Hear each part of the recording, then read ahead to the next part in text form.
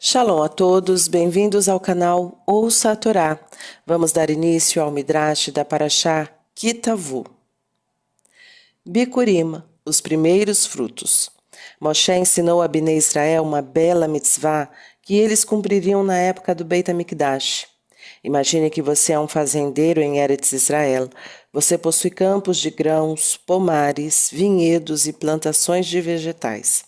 A primavera está no ar. Os grãos começam a brotar da terra. Você visita seus campos todos os dias para checar como a nova safra está crescendo. Um dia, você fica encantado ao ver um talo dourado de cevada já maduro. Este primeiro pertence a Hashem. Você deve levá-lo ao Beit HaMikdash como bikurim. Com grande alegria, você corre até em casa e traz um fio, o qual você amarra cuidadosamente ao redor do primeiro talo. Logo, o campo todo estará repleto de talos dourados de cevada. Mas, por causa do fio, você saberá qual deles amadureceu primeiro. Quando a época da colheita chegar, você o deixará reservado. Você também checará seu pomar. As tâmaras já estão maduras? Ao descobrir a primeira tâmara marrom, deliciosa e madura, você também amarrará um fio em torno dela. E se várias tâmaras amadurecerem ao mesmo tempo? Somente uma delas precisa ser separada como bicurim. Talvez você também tenha coqueiros e árvores de etrog em seu pomar. Porém, você não traz bicurim deles e nem precisa amarrar um fio em torno das primeiras pimentas ou rabanetes de sua plantação de vegetais. Por que não? As 7 espécies de frutos pelos quais Eretz Israel é conhecida. São elas trigo, cevada, uva, figo, romã, azeitona e tâmara. Os bicurim são trazidos somente destas espécies. Estas 7 espécies de frutos não amadurecem todas ao mesmo tempo. À medida que cada uma vai ficando madura, ela é marcada e reservada até todas as espécies ficarem prontas para serem levadas ao Beit HaMikdash. Se você tem medo de que uma das frutas apodreça, você a seca. Isto a preserva. Por exemplo, uvas passam pela secagem e viram passas. Você pode trazer seus bikurim ao Beit HaMikdash em qualquer momento entre Shavuot e Hanukkah. Mas a melhor maneira de cumprir a mitzvah é trazendo-os até Sukkot. Os bikurim são um presente para Hashem. Se você dá um presente a um amigo, você o embrulha bem bonito. Você também deve arrumar os bikurim de forma bem bonita em um cesto. Você não viaja até o Beit HaMikdash sozinho. É uma grande honra para Hashem se a mitzvah for realizada por vários judeus juntos. Assim você se junta a um grupo que esteja pronto para viajar com seus bikurim. É assim que a pessoa viaja até o Beit HaMikdash para levar os bikurim. Um boi vai andando na frente. Seus chifres estão cobertos de ouro. Ele tem uma guirlanda de azeitonas em volta do pescoço. O boi será usado mais tarde para o sacrifício de Shelamim. Enquanto você caminha pela estrada, há músicos tocando flautas em honra à mitzvah. Quando seu grupo se aproxima de Jerusalém, um mensageiro é enviado à frente de vocês para que as pessoas da cidade venham recepcioná-los. Ao chegar ao Har HaBait, monte do Beit HaMikdash, você coloca seu cesto sobre o ombro e entra na Azará, pátio. Você segura o cesto pela alça, enquanto o Cohen coloca sua mão sob ele. Juntos, você sacode o cesto em todas as direções, tenufá, para mostrar que ele pertence a Hashem. A seguir, você lê a Parashá de Bikurim, Devarim 26, 3, 5 até o 10. Ela fala sobre a chegada de Yaakov ao Egito com apenas 70 pessoas. Como Hashem aumentou a família de Yaakov e não deixou os egípcios destruírem Bnei Israel, ele então tirou nossos antepassados do Egito e os trouxe a Eretz Israel. Em gratidão, oferecemos estes bikurim a Hashem. Os bikurim são comidos pelo Cohen. Os bikurim são trazidos ao Beit HaMikdash todos os anos, com uma exceção. No ano de Shemitah, a pessoa não traz bikurim. Naquele ano, a produção é hefker. Ela não pertence a ninguém. Assim, a pessoa não pode trazer bikurim no ano de Shemitah. Também não os trazemos no ano de Yovel. O Midrash nos conta a voz celestial. Depois que um judeu cumpria a mitzvah de bikurim, uma voz celestial poderia ser ouvida no Beit HaMikdash, que você mereça trazer seus bikurim novamente no ano que vem. Da mesma forma, nossos sábios nos contam que 2 anjos acompanham o judeu até a sua casa quando este sai da sinagoga na sexta à noite. Um anjo misericordioso e um anjo punidor. Se as velas de Shabat estão acesas, a mesa está posta e a casa está preparada em honra ao Shabat, o anjo bom exclama: que seja a vontade de Hashem, que seja assim no próximo Shabat. O anjo do castigo deve responder amém. Se Haz Shalom, a casa não está preparada para o Shabat, porque ninguém se importa, o anjo severo exclama: espero que seja assim também no próximo Shabat. O anjo bom deve responder amém. Sempre que a pessoa faz uma mitzvah, ela cria um anjo que a ajuda a realizar mais mitzvot. Se ela faz uma verá, ela cria um anjo mau.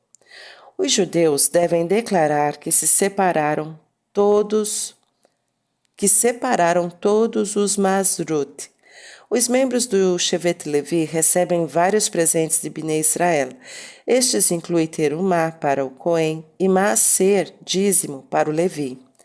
Todo judeu também precisa separar maaser sheni, segundo o dízimo, e comê-lo em Jerusalém. Em alguns anos, a pessoa dá, em vez disso, maaser ani, o dízimo para o pobre. A pessoa deve seguir vários dinim, leis, para cumprir a mitzvah de forma apropriada. Ela não pode separar menos que 1/10 da colheita da primavera, achando que poderá compensar isto dando a mais de sua colheita do outono. Ela também não pode comer seu maaser sheni enquanto está de luto por um parente morto que ainda não foi enterrado. Quem checa se a pessoa separou a quantidade certa de cada tipo de maaser? Ninguém. A Torá ordena que a cada 3 anos a pessoa se certifique de que realmente separou as quantidades adequadas de maaser de sua colheita. Se ela verificar que não, então deve separar o maaser naquele momento e dá-lo a um levi. Ela deve dar também terumá e halá a um cohen. Se ela não separou maaser sheni, ela deve fazê-lo agora e levá-lo para Jerusalém. Se ela não separou maaser ani quando deveria, ela então entrega-o agora aos pobres.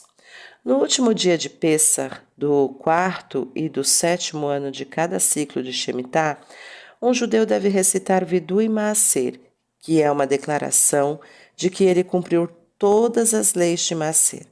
Isso o ajuda a ser cuidadoso ao separar seu Maaser corretamente, já que ninguém quer mentir para Hashem. Depois do Vidui, ele pede a Hashem que abençoe Bnei Israel com chuva e com uma produção farta e saborosa. Isto é o que Hashem prometeu a Bnei Israel se eles cumprirem as mitzvot. O restante do livro de Devarim. Moshe terminou de ensinar a Bnei Israel quase todas as mitzvot. A partir daqui, até o final do livro de Devarim, ele os encorajará a cumprir a Torá. Ele fará um novo trato com eles, tal como o trato que fez com seus antepassados no Har Sinai, e ele lhes dará bênçãos e maldições. As pedras monumentais. Hashem ordenou a Moshe: junte 12 pedras bem grandes nas planícies de Moav. Escreva a Torá sobre elas. Moshe fez conforme Hashem ordenou. As pedras eram para lembrar a geração que entrou em Eretz Israel que ela devia guardar a Torá. Somente se eles cumprissem a Torá, eles permaneceriam na terra. Hashem ordenou que mais 2 conjuntos de pedras fossem feitos pelo líder seguinte, Yehoshua.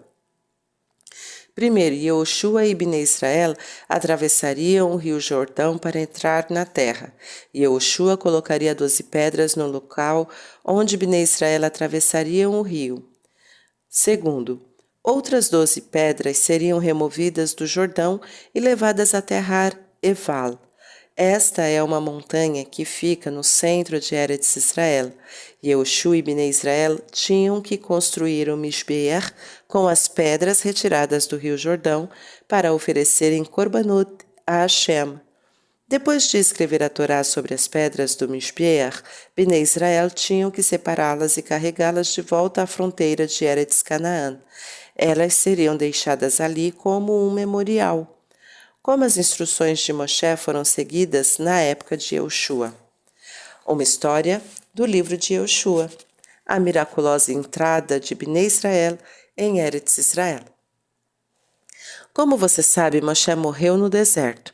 Seu aluno Yehoshua guiou Bnei Israel até o rio Jordão, na fronteira de Eretz Israel. No dia 9 de Nissan, 2488, Yehoshua anunciou: "Preparem-se, amanhã cruzaremos o Jordão de uma maneira miraculosa." Era primavera, depois da estação das chuvas. O rio Jordão estava transbordando até suas margens. No dia seguinte, Yehoshua ordenou aos seus ajudantes: "Andem por todo o acampamento e anunciem: o Aron estará à frente. Todos devem segui-lo, mas mantendo-se a uma certa distância por respeito a ele." Yehoshua escolheu 4 Koanim, em vez dos Leviim. "Vocês transportarão o Aron hoje." Ele instruiu: "Vocês são mais santos que os Leviim. Hoje, um milagre acontecerá através do Aron." Hashem disse a Yehoshua: "Diga aos Koanim que carregam o Aron que entrem no Jordão e fiquem parados de pé na água, na margem do rio." Yehoshua reuniu Bnei Israel. Ele anunciou: "Um milagre está prestes a acontecer. Agora, ele confirmará que Deus está em seu meio. Ele expulsará o Canaani, Riti, Rivi, Perizi, Girgashi, Emori e Evusi. Hashem secará o Jordão para vocês." Os Koanim marcharam com o Aron à frente do povo. Eles entraram no rio Jordão e ficaram de pé na margem da água. Imediatamente, o rio parou de fluir. Ele começou a se erguer, formando uma alta parede de água. Havia agora um caminho seco para Bnei Israel atravessar.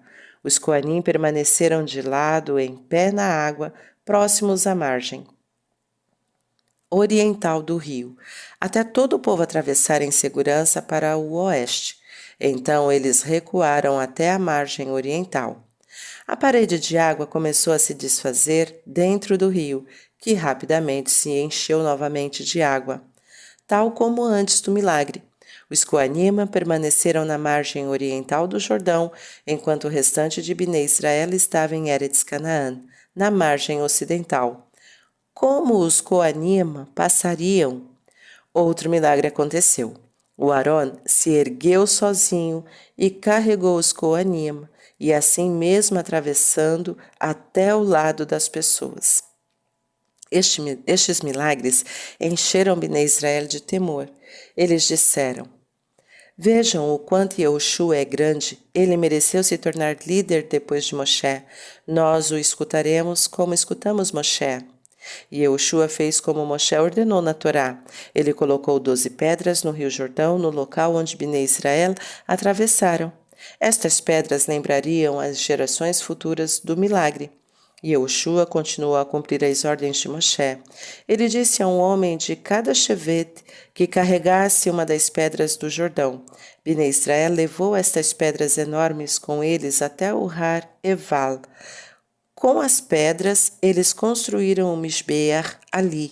Eles ofereceram korbanot no Mishbeach e escreveram a Torá em suas pedras. No Areval, e na montanha próxima a ele, eles pronunciaram as bênçãos e maldições, conforme o capítulo que leremos a seguir. Então eles desfizeram o Misbeach e levaram as pedras de volta para a fronteira de Eretz Israel, onde as arrumaram como um memorial para as futuras gerações. Todo judeu que entrasse em Eretz Israel veria estas 12 pedras sobre as quais estava escrita a Torá. Ao perguntar, para que é isto? Era respondido para eles, estas mostram que Hashem está dando a terra aos judeus na condição de que eles cumpram as mitzvot, as bênçãos e as maldições no Har Gerizim e no Har Eval. Hashem ordenou a Moshe, no dia em que Bnei Israel entrarem na terra, eles devem viajar até o local de Shechem. É ali que as duas montanhas, Har Gerizim e Har Eval, estão. 6 tribos ficarão no Har Gerizim e 6 no Har Eval. Os Equinim, entre os Coanim e os Deviim, ficarão de pé, segurando o Aron, no vale entre as duas montanhas. Há 11 bênçãos e 11 maldições que eles devem pronunciar. Como eles dizem estas bênçãos e maldições? Eles começam com uma bênção, durante a qual ficam virados para o Har Gerizim. As tribos de ambas as montanhas respondem Amém após a bênção. Então os Equinim se viram para o Har Eval, eles pronunciam uma maldição. Novamente as tribos de ambas as montanhas respondem Amém. Então eles se viram para o Har Gerizim e dizem uma bênção, e assim por diante. Por que Hashem quer que os judeus façam isto no dia em que entrarem em Eretz Israel? A maioria dos judeus desta geração não estava presente no Har Sinai para aceitar a Torá. Eles agora a aceitaram no dia em que entraram em Eretz Israel. Eis aqui algumas das bênçãos e maldições que foram pronunciadas. Em direção ao Har Gerizim, abençoado é aquele que não faz um ídolo em segredo. Virando para o Har Eval, amaldiçoado é aquele que faz um ídolo em segredo. Os judeus responderam, Amém, depois da bênção e depois da maldição. Abençoado é o homem que não é desrespeitoso com seu pai e sua mãe. Amaldiçoado é aquele que o é. Abençoado é o homem que não é desrespeitoso com seu pai e sua mãe. Amaldiçoado é aquele que o é. Abençoado é o homem que não move secretamente o marco da terra de seu vizinho para aumentar sua propriedade. Amaldiçoado é aquele que faz isso.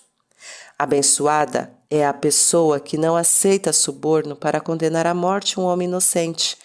Amaldiçoado é aquele que age assim.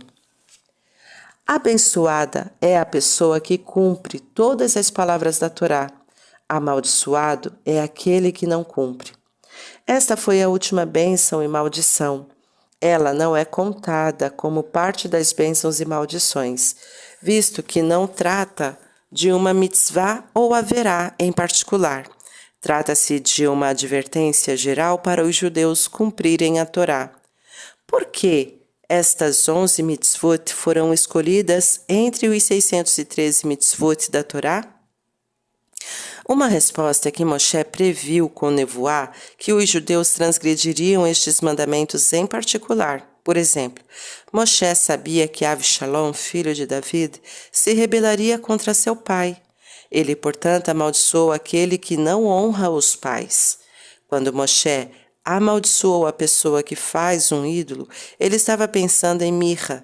Esta é a história de Mirra, que vamos continuar no próximo dia. Tá gostando do conteúdo do canal? Então curta, comenta, compartilha. Se ainda não é inscrito, se inscreve, ativa o sininho e fica por dentro das novidades. Shalom a todos!